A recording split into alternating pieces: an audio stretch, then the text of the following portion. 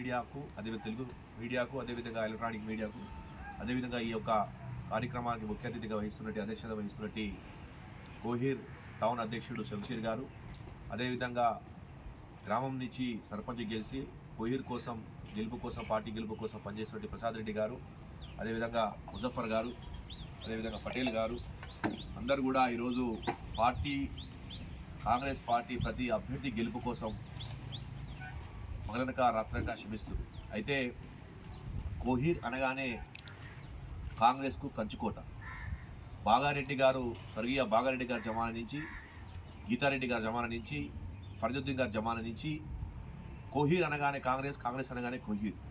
ఎందుకంటే సహజంగా కోహీర్లో వాస్తవంగా ఇక్కడ మంచి పంటలు, అది పసుపు అయినా సరే, అద్రకైనా సరే, ఏ పంట వేసినా కోహీర్ భూమిలో మంచిగా 3 పంటలు వస్తాయి. మరియు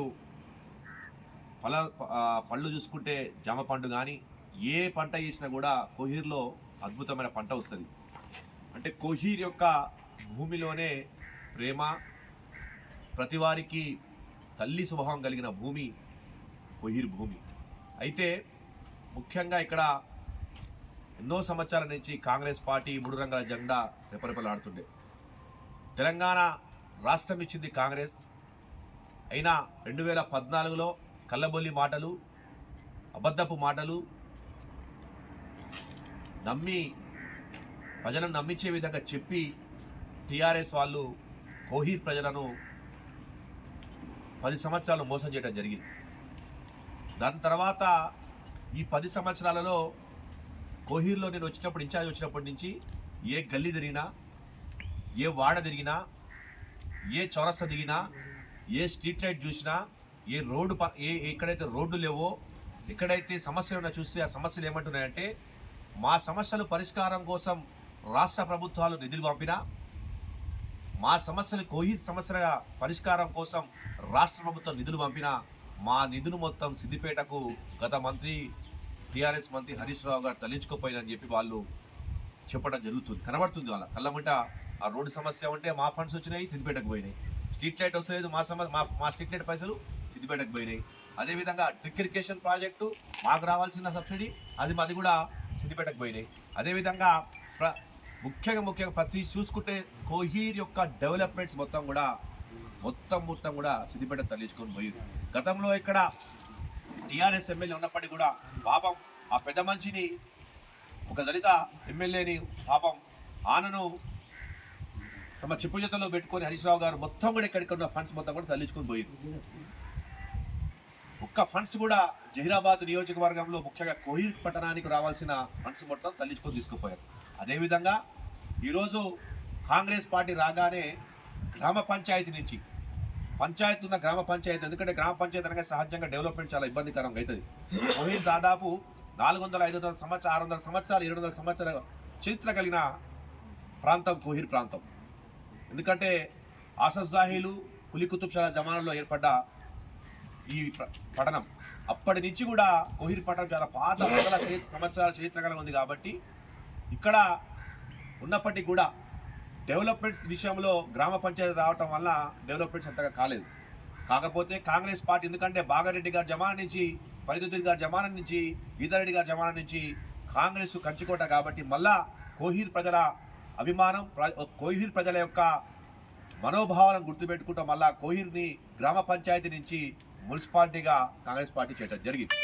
మున్సిపాలిటీ చేయడమే కాదు, కాంగ్రెస్ పార్టీ తరఫున గౌరవ ముఖ్యమంత్రి గారు రేవంత్ రెడ్డి గారు మున్సిపాలిటీని చేసి ఇక్కడ ఇన్ఛార్జ్ ఏంటి ఏ చంద్రశేఖరరావు గారు గతంలో ఉమ్మడి రాష్ట్రం 2 సార్లు మంత్రిగా చేశారు. ఏ చంద్రశేఖరరావు గారు లేదు, కోహీర్ పట్టణము 100 సంవత్సరాల చరిత్ర గల కోహీర్ పట్టణము అభివృద్ధి కావాలి, కాంగ్రెస్ కంచుకోట, కోహీర్ ప్రజలందరూ కూడా కాంగ్రెస్ కోసము నిత్యము 2-3 తరాలు కాంగ్రెస్ పార్టీ కోసం పనిచేసిన వాళ్ళు కోహీర్ పట్టణ వాసులు. కాబట్టి వీళ్ళను గ్రామ పంచాయతీ మున్సిపాలిటీగా చేయాలని చెప్పి పట్టుబడి మరి ఏ చంద్రశేఖరరావు గారు దీన్ని గ్రామ పంచాయతీ నుంచి మున్సిపాలిటీ చేయడం జరిగింది. ఆ మున్సిపాలిటీ చేయడంతో పాటుగా 15 కోట్ల రూపాయలు కోహీర్ 15 కోట్ల రూపాయలు కోహీర్ మున్సిపాలిటీకి ప్రభుత్వం నుంచి అలాట్ చేయించారు. ఆ ఘనత ఇచ్చినందుకు గౌరవ ముఖ్యమంత్రి ధన్యవాదాలు. ఆ ఘనత గౌరవ ఇక్కడ ఇన్ఛార్జ్ కాంగ్రెస్ పార్టీ ఇన్ఛార్జ్ ఏ చంద్రశేఖరరావు గారికి చెందుతుంది. అయితే ఈరోజు కోహీర్ పట్టణం 15 కోట్లు ఇచ్చిన తర్వాత అద్భుతమైన అభివృద్ధి అయింది. ఎందుకంటే 10,000 ఓట్లకు 16 వార్డులు 16 వార్డులు 10,000 ఓట్లు 10,000 ఓట్లు 16 వార్డులకు 15 కోట్లు అంటే చాలా పెద్ద ఎత్తున అభివృద్ధి జరుగుతుంది. ఎందుకంటే గతంలో నేను డిప్యూటీ మేయర్గా చేసిన 5 ఏళ్ల అనుభవము, ఇప్పుడు బోరబండలో నేను అత్యధిక మెజార్టీ రెండోసారి అత్యధిక మెజార్టీతో చేసిన కార్పొరేటర్ అనుభవంతో చెప్తున్నా, కోహీర్ నగర పట్టణం యొక్క రూపురేఖలు మారిపోతాయి 15 కోట్లతో. ఎందుకంటే మున్సిపాలిటీ ఏర్పడినప్పటి నుంచి కాంగ్రెస్ పార్టీ ఒక స్టాండ్ తీసుకొని కోహీర్ పట్టణంలో ఏదైతే ఓపెన్ సివరేజ్, ఏదైతే మురుగునీరు పోవడానికి ఓపెన్ సివరేజ్ ఉందో ఆ ఓపెన్ సివరేజ్ లేనట్టుగా ఈ 15 కోట్లతో హైదరాబాద్ నగరంలో ఏ విధంగా అయితే అండర్ గ్రౌండ్ డ్రైనేజ్ సిస్టమ్ ఉంటుందో, హైదరాబాద్ నగరంలో ఏ విధంగా అయితే అండర్ గ్రౌండ్ డ్రైనేజ్ సిస్టమ్ ఉంటుందో, రేపు కోహీర్ మున్సిపాలిటీలో 3 రంగుల జెండా కాంగ్రెస్ రెపరెపలాడగానే మా చైర్మన్ వైస్ చైర్మన్ రాగానే కోహీర్ పట్టణంలో ఓపెన్ సివరేజ్ లైన్ తీసేసి ఓపెన్ డ్రైన్ సిస్టమ్ తీసేసి అండర్ గ్రౌండ్ డ్రైన్ సిస్టమ్ను ఏర్పాటు చేయడం జరుగుతుంది. అదేవిధంగా కోహీర్లో ముఖ్యంగా చాలా దగ్గర పట్టణంలో చాలా దగ్గర రోడ్లు లేవు.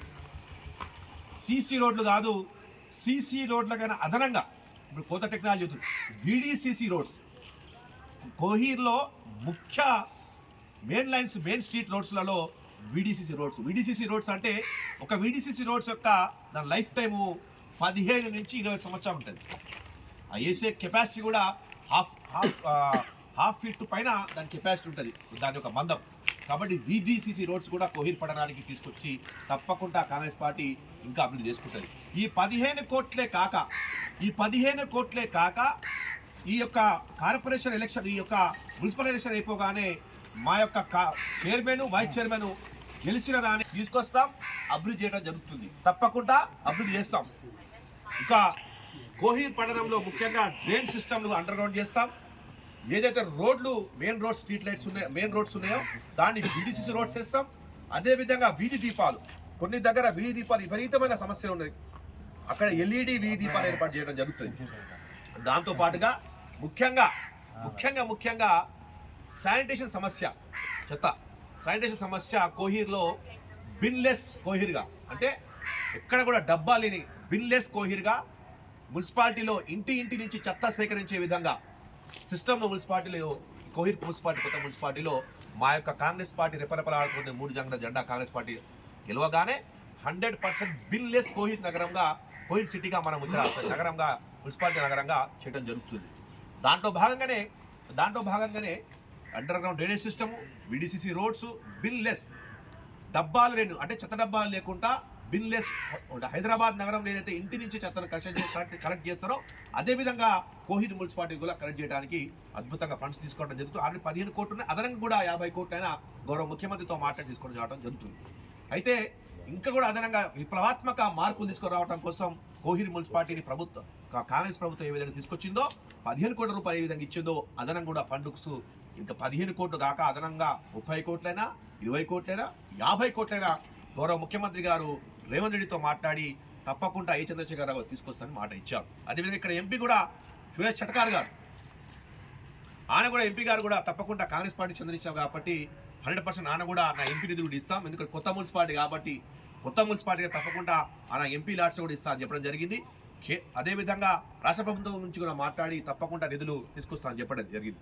అయితే నేను కోహీర్ ప్రజలను కోరేది ఏంటంటే, కోహీర్ పట్టణం మున్సిపాలిటీగా ఏర్పడ్డది, గ్రామ పంచాయతీ మున్సిపాలిటీగా ఏర్పడ్డది కాబట్టి మీ అందరినీ కోరేది ఏంటంటే, కళ్ళబొల్లి మాటలు టీఆర్ఎస్ వాళ్ళు చెప్పే కళ్ళబొల్లి మాటలు కానీ మతోన్మాద శక్తులకు కానీ ఎక్కడ కూడా ప్రభువులకు గురికాకుండా మీ అమూల్యమైన ఓటు ఏ విధంగా అయితే మొన్న ఒక గడిన పరిపాలన అంతమొందించి మొత్తం కూడా తెలంగాణ ప్రాంతంలో ప్రజాస్వామిక ప్రజాపాలన 3 రంగుల జెండా గౌరవ ముఖ్యమంత్రి రేవంత్ రెడ్డి గారి నాయకత్వం బలపరిచి ఏదైతే గెలిపించారో కాంగ్రెస్ పార్టీని, అదేవిధంగా ఈ అడుగులేస్తున్న అభివృద్ధి వైపు కొత్తగా అడుగులేస్తున్నది బిడ్డ కోహీర్ మున్సిపాలిటీని మీరందరూ కూడా ఒక మంచి స్థాయిగా, ఇప్పుడే ఏదైనా కోహీర్ మున్సిపాలిటీగా మంచి స్థాయికి పోవాలంటే మీరందరూ కూడా మీ భవిష్యత్తు, మీ పిల్లల భవిష్యత్తు మెరుగైన ఉండాలంటే కాంగ్రెస్ పార్టీకి హస్తం గుర్తుకు ఓటేసి 16 వార్డులలో 1వ నంబర్ నుంచి 16 వార్డు అన్ని వార్డులలో కూడా కాంగ్రెస్ పార్టీ ప్రతి ఒక్క అభ్యర్థిని గెలిపించుకోవాల్సిందిగా కోహిర్ ప్రజలందరినీ కూడా కోరుకుంటున్నారు. ఎందుకంటే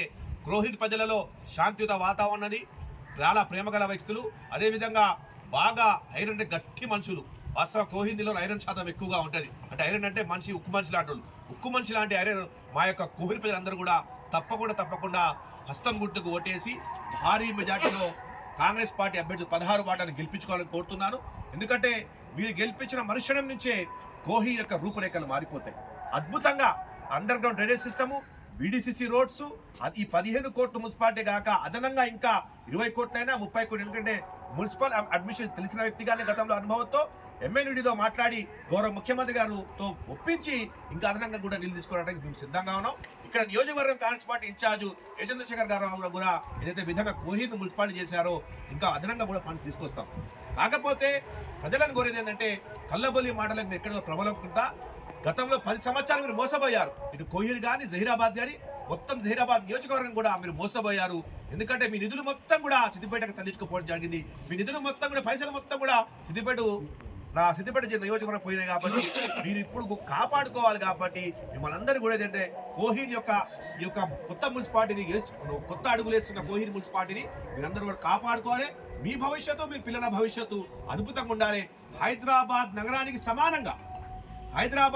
సమానంగా underground drainage system, water lines, VDCC roads, binless Kohir నగర పట్టణంగా తయారు చేయడానికి మేము ముందుకొచ్చాం. కాబట్టి దయచేసి అధికారంలో ఏ పార్టీ ఉంటే అక్కడ లోకల్ బాడీ ఎలక్షన్లో కూడా సభ్యులు అధికార పార్టీ ఓటేస్తే ఇంకా డెవలప్మెంట్ ఎక్కువగా అవుతుంది. కాబట్టి ఫండ్స్ ఇచ్చేదే అధికార పార్టీ కాంగ్రెస్ పార్టీ. కాబట్టి ఇక్కడ చైర్మన్, వైస్ చైర్మన్, ప్రతి వార్డు సభ్యులు కూడా కాంగ్రెస్ పార్టీ వాడు గెలిస్తే ఈ 15 కోట్లు కాదు ఇంకా 50 కోట్ల రూపాయలు కూడా తీసుకురావడానికి అవకాశం ఉంటుంది. కాబట్టి మీ అందరికీ కోరేది ఏంటంటే మీరు ఇంకా అభివృద్ధి కావాలంటే ఇప్పుడు అధికారం ఉన్న కాంగ్రెస్ పార్టీ అభ్యర్థులకే ఓటేసి గెలిపించుకొని మన కోహిర్ భవిష్యత్తును చక్కదించుకోవాల్సిందిగా ప్రతి ఒక్కరికి కోరడం జరుగుతుంది.